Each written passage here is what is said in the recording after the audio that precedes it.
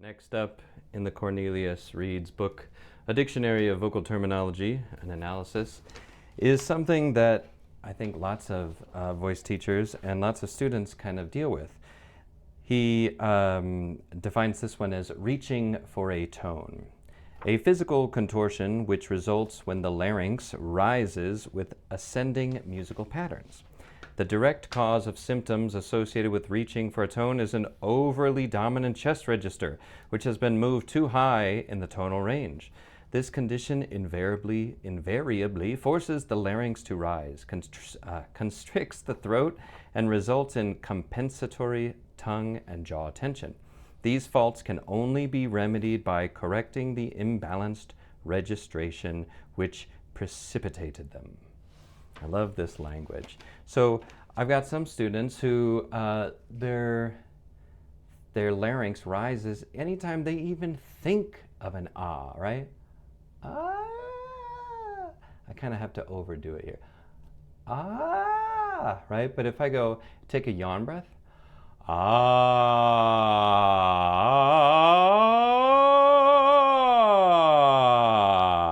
right? We don't want it to go too high because, as good old Cornelius says, it invariably forces the larynx to rise, constricts the throat, and results in compensatory tongue and jaw tension. What's the solution?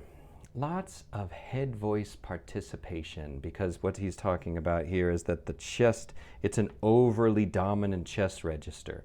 Now the chest register is a good thing, don't get me wrong, but overly dominant means there's an imbalance. So one thing that we can do in order to rectify this situation is to work on our head voice sound. So if we go like ee,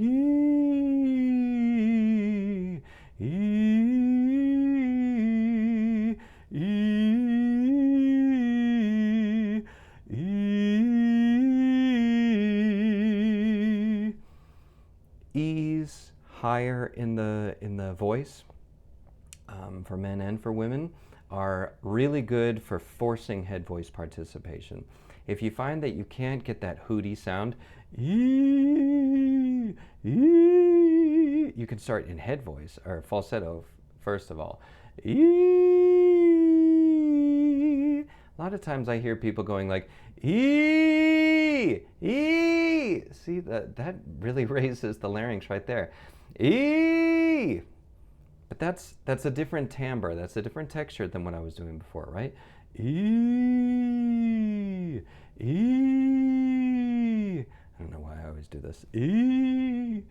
So that's the texture we're going for. And so sometimes we can use these reactionary sounds like easy, easy. Pretend you're a cartoon character. You have to like be silly, be ridiculous. Like being a singer is all about being silly. Easy, buddy, or I don't know what, like